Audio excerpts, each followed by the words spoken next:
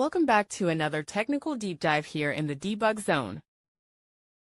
Today we're tackling a big question and breaking it down with insights from other users.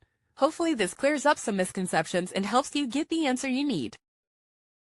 So buckle up, stay a little curious, and let's jump right in.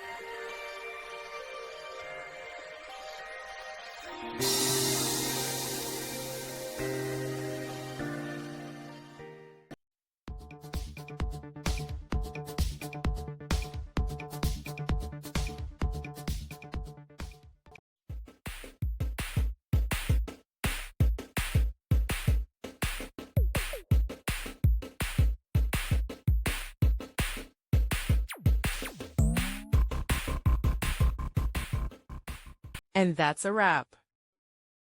I hope you found the answer you were looking for. If you did, take a second to hit that subscribe button. It really helps out. And let me know in the comments which solution worked best for you. See you next time in the Debug Zone.